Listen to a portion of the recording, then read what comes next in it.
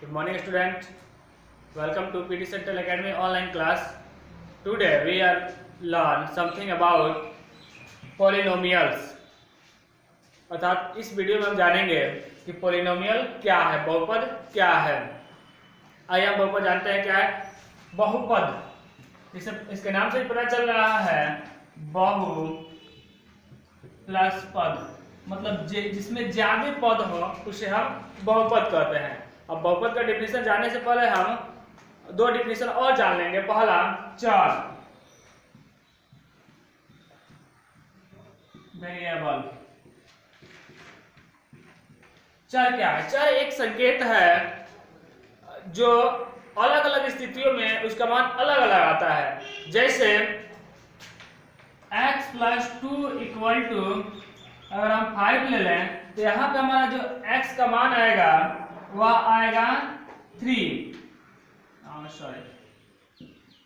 x equal to 3, यहाँ पे हमारा x का मान आया 3। अगर दूसरा हम कंडीशन दे दें, अगर हम x इक्वल टू 2 ले लें, x प्लस 2 इक्वल टू 2, तो यहाँ पे हमारा जो x का मान आएगा वह 2 माइनस 2 अर्थात x बराबर 0। अतः यह स्थिति पर निर्भर करता है कि चर का मान किस टाइप का होगा। अतः वह संकेत जिसका मान बदलता रहता है उसे हम चर कहते हैं। चर मतलब जो चलता रहता है, जो आगे तरफ बढ़ता रहता है, वह निश्चित नहीं होता है, उसे हम कहते हैं चर।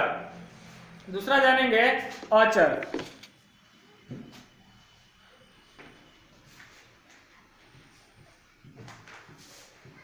अचर मतलब जो नहीं चलता है। जैसे 5 या किसी भी स्थिति में इसका मान नहीं बदलेगा, या 5 का 5 ही रहेगा। अतः चर किसे कहेंगे? जो जिसका मान हमेशा बदलता रहता है उसे चर कहेंगे, और जिसका मान नहीं बदलता है उसे हम अचर कहेंगे। अब हम बात करें कि पद किसे कहते हैं। तो चर और अचर जब गुणा के साथ एक दूसरे से मिलते हैं तो उसे हम पद कहते हैं। जैसे 9x, यह एक पद है। 2x, यह भी एक पद है। x, यह खुद ही एक पद है। अगर 3 की बात करें तो यह भी एक पद है। अर्थात वह अचर भी हो सकता है, पद, चर भी हो सकता है, और उनका मिला हुआ रूप भी हो सकता है पद। अब अनेक पद की बात करें तो जब दो पद प्लस या माइनस के साथ जुड़ते हैं तो उसे हम एक पदीय, द्विपदीय या बहुपदीय कहते हैं। जैसे 9x प्लस 2, इसमें देखिए एक पद 9x है और इसके साथ जो है दूसरा पद 2, अर्थात इसमें दो पद हैं, तो इसे हम द्विपदीय भी बोल सकते हैं। अगला x plus y plus z, इसमें भी 3 पद जुड़े हैं, एक x, दूसरा y, तीसरा z। इसे हम कह सकते हैं त्रिपदीय बहुपद। बहुपद की परिभाषा होती है वह बीजीय व्यंजक जिसमें चरों की अधिकतम घात, वह बीजीय व्यंजक जिसमें चरों की घात ऋणोत्तर हो तथा उनका गुणांक शून्येतर हो। अर्थात अगर मान लीजिए कोई बहुपद हो ax plus ax to the power n और bx to the power n minus 1 plus c, इस टाइप का अगर कोई बहुपद हो तो a is not equal to 0 तथा a एक वास्तविक संख्या होगा।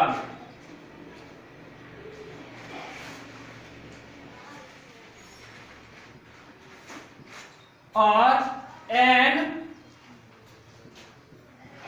एक धनात्मक संख्या होगा, धनात्मक पूर्णांक। अर्थात वह बीजीय व्यंजक जिसमें चरों की अधिकतम घात ऋणोत्तर हो, मतलब ऋण नहीं हो, और उनका गुणांक शून्येतर हो, मतलब शून्य नहीं हो, उसे हम कहेंगे बहुपद। और हम एग्जाम्पल ले लेंगे 5x प्लस 3, यह भी एक बहुपद है। 2x प्लस 3 एक्स प्लस 2 यह भी बहुपद है, और 9x³ plus 2x² plus 3x+2 यह भी बहुपद है। बहुपद को दो आधार पर बांटा जाता है। पहला बहुपद को दो आधार पर बांटा जाता है, पहला पद के आधार पे, दूसरा घात के आधार पे।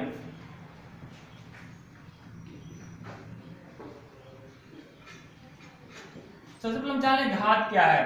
तो किसी बहुपद की चर की सबसे अधिकतम घात उस बहुपद की घात कहलाती है। जैसे 3x² plus 9x³ plus 2x, इसमें चर की अधिकतम घात हम देख रहे हैं कि 3 है, अर्थात इस बहुपद का जो घात होगा वह 3 होगा। अर्थात किसी भी बहुपद की चर की अधिकतम जो घात होती है वह उसकी घात कहलाती है। और पद के आधार पे और घात के आधार पे बहुपद को बांटा जा सकता है। पहला एक पदी बहुपद,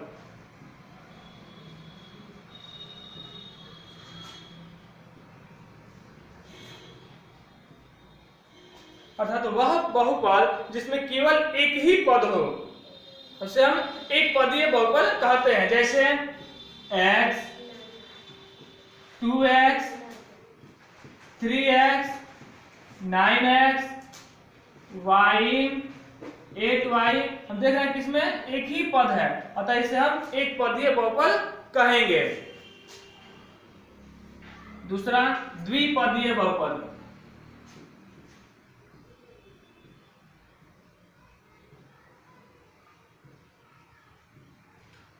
वह बहुपद जिसमें पदों की संख्या 2 हो।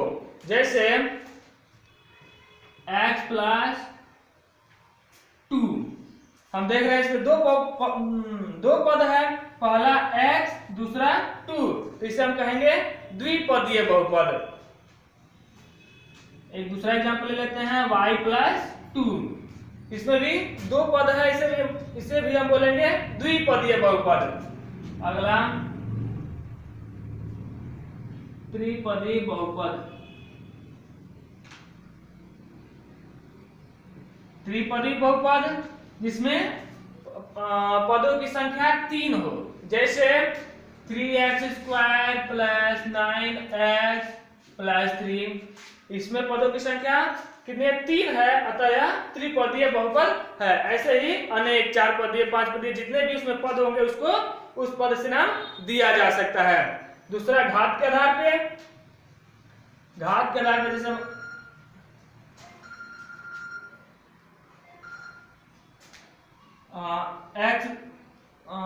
x प्लस 5 मतलब x प्लस 5, तो घात के आधार पे बहुपद भी कई प्रकार के होते हैं।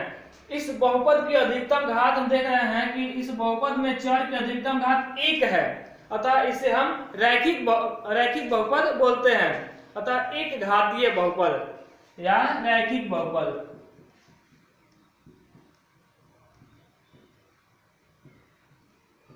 रैखिक बहुपद तब वह बहुपद जिसमें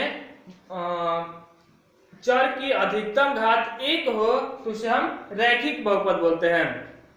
दूसरा example y plus 2, z plus 3, अनेक एग्जांपल होंगे। अगला x² प्लस 3x प्लस 2, इसमें देख रहे हैं कि जो चर है इसका अधिकतम घात 2 है, अतः इसे बोलते हैं द्विघातीय बहुपद। जिसमें चरों की अधिकतम घात 2 होती है उसे हम बोलते हैं द्विघातीय बहुपद।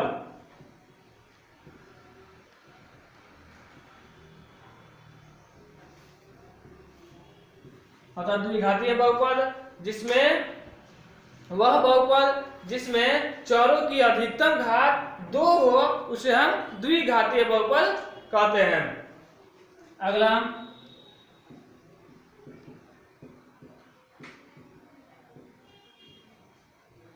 यदि किसी बहुपद में चरों की अधिकतम घात 3 हो तो उसे हम त्रिघातीय बहुपद बोलेंगे। अब हम बात करेंगे गुणांक पे। किसी बहुपद का गुणांक क्या होता है।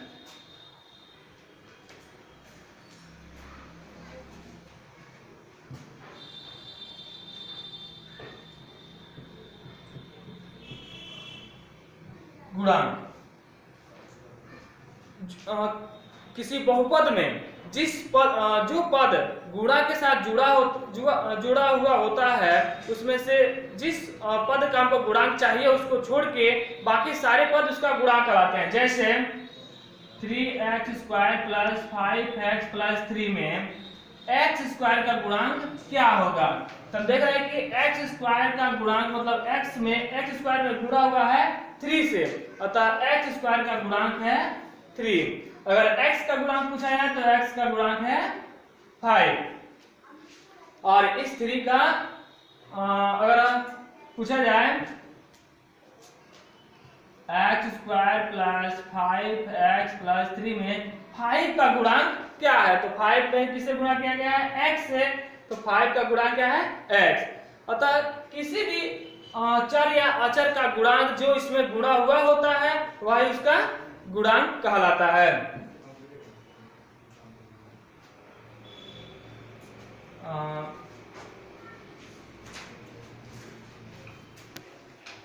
अब नेक्स्ट देखेंगे बहुपद का मान।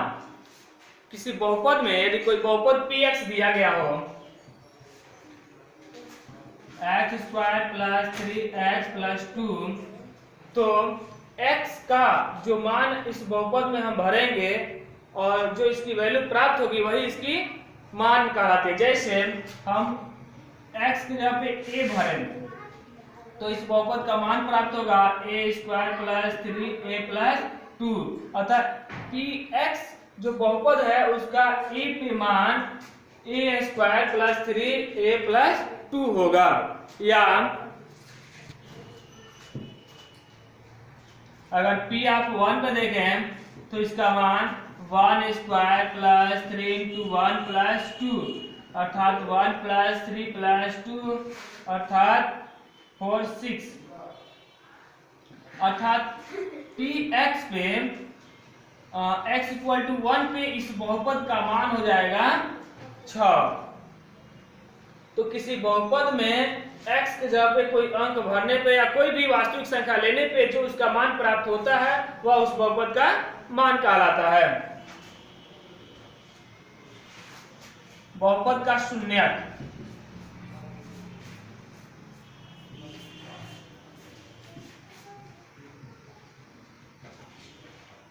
यदि कोई बहुपद px हो तो x का वह मान जो इस बहुपद को शून्य कर दे, अर्थात px = 0। x का वह मान जो इस बहुपद के मान को शून्य कर दे इसका शून्यक कहलाता है। किसी बहुपद का वह मान जो उस बहुपद के मान को शून्य कर दे शून्यक कहलाता है। जैसे यदि हम इस बहुपद में x = 1 लेते हैं तब p(1) = 1² - 2 × 1 + 3 1 - 2 + 3 अर्थात 4 - 2 = 2। अतः हम देख रहे हैं p(1) पे इस बहुपद की मान 2 प्राप्त हो रही है, अतः इसका यह शून्यक नहीं है। p(x) = x² - 2x + 3। दूसरा लेते हैं नंबर p(2) लेने पे 2² - 2 × 2 + 3 2 × 2 = 4 - 4 + 3। आगे भी देख रहे हैं इसका बहुपद इसका मान जो है वह 3 प्राप्त हो रहा है, अतः यह बहुपद का शून्यक नहीं है। अतः हम एक ऐसी संख्या लेंगे जो इस बहुपद के मान को शून्य कर दे तो वह अंक या वह मान उसका शून्यक कहलाएगा। जैसे p(x) बराबर हम एक एग्जांपल ले लें x + 2। यदि हम x बराबर -2 ले लें तब p(-2) = -2 + 2 अर्थात 0। हम देख रहे हैं कि p(-2) पे इस बहुपद का मान 0 प्राप्त हो गया, अतः इस बहुपद का एक शून्यक -2 होगा। शून्यक वह किसी बहुपद का वह मान, किसी बहुपद में चर का वह मान जो इस बहुपद के मान को शून्य कर दे, उसका शून्यक कहलाता है।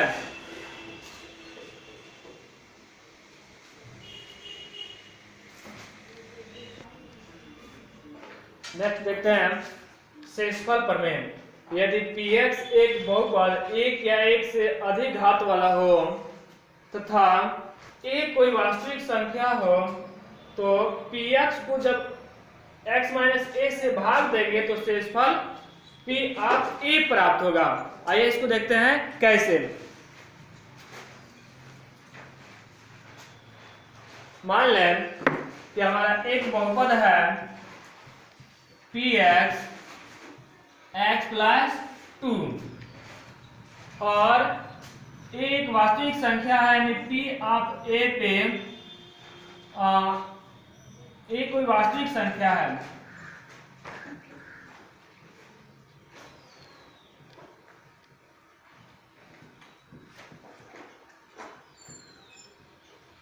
a कोई वास्तविक संख्या है, तो x - a से भाग देने पर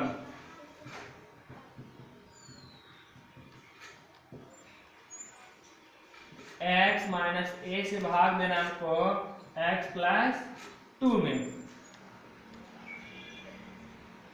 आइए भाग देते हैं। 1 टाइम जाएगा x - a, चिन्ह बदलेंगे माइनस प्लस, यानी हमको प्राप्त होगा a + 2। तो देखते हैं क्या p ऑफ a, अगर p ऑफ हम a लेंगे तो क्या इसका मान a + 2 प्राप्त होगा। तो p ऑफ a = a + 2, अर्थात हम देख रहे हैं कि सेम वही प्राप्त हो रहा है जो यहाँ पे शेषफल है, वही शेषफल यहाँ भी प्राप्त हो रहा है। अर्थात शेषफल प्रमेय क्या था कि यदि px कोई एक या एक से अधिक घात वाला बहुपद हो तथा एक कोई वास्तविक संख्या हो, तो x - a से भाग देने पर शेषफल हमारा p ऑफ a प्राप्त हो रहा था। तो यह प्रमाणित भी हो गया कि हम x - a से भाग दे रहे हैं तो शेषफल हमारा a + 2 प्राप्त हो रहा है। नेक्स्ट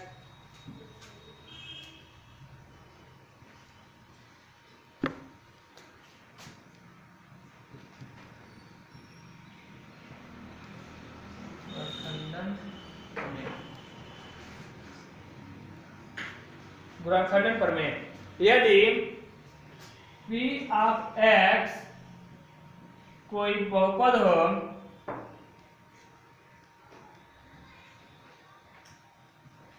यदि p ऑफ x कोई बहुपद हो तथा a एक वास्तविक संख्या हो जो px के मान को शून्य कर दे,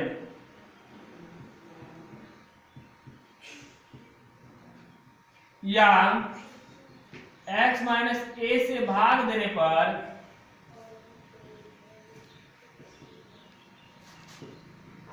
शेष शून्य मिले, तो p ऑफ x को x -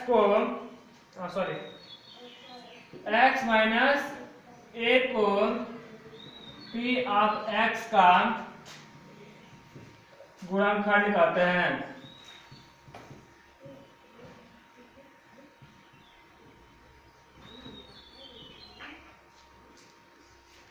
px कोई बहुपद हो तथा a एक वास्तविक संख्या हो जो px के मान को शून्य कर दे, या x - a से भाग देने पर शेष शून्य मिले, तो x - a को px का एक गुणनखंड कहा जाता है।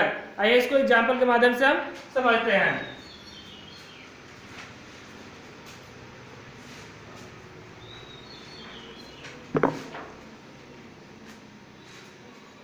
एक एग्जाम्पल ले लेंगे कि x equal to x square plus 2x plus 1 P of x equal to x square plus 2x plus 1। हम यहाँ पे x इक्वल टू 1 लेते हैं और -1।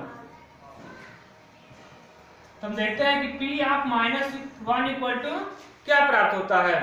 तो p ऑफ -1 इक्वल टू -1 का स्क्वायर प्लस 2 इंटू -1 प्लस 1 अर्थात 1 -2 प्लस 1 1 प्लस 1 इक्वल टू 2 -2 अर्थात 0। हम देख रहे हैं कि p ऑफ -1 पे या इक्वल टू -1 लेने पे p ऑफ -1 पे इस बहुपद का जो मान है वह 0 प्राप्त हो गया अर्थात x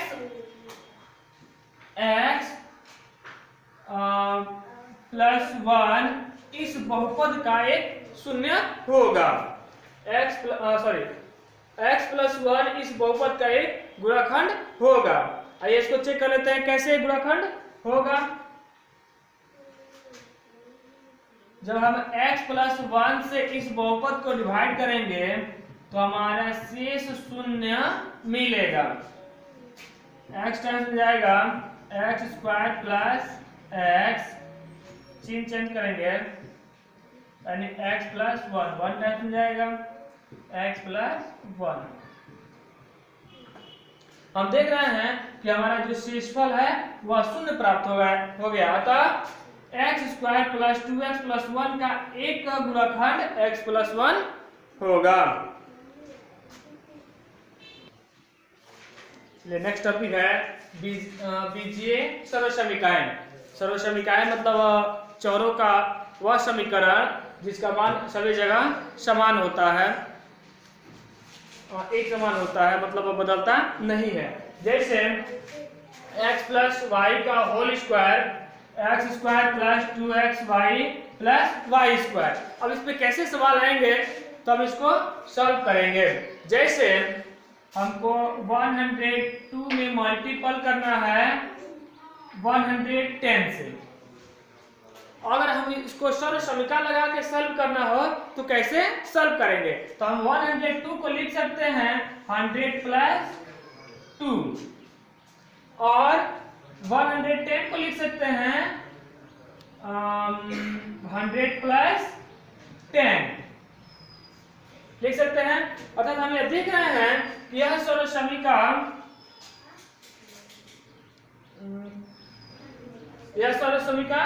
पूर्ण के जैसे प्राप्त हो रहा है। अतः यदि हम 100 को x मान लें तो यहाँ पे भी x हमको मिलेगा और 2 को a मान लें तो यहाँ हमको b मिलेगा। अर्थात हमको प्राप्त हो रहा है x plus a into x plus b, x plus a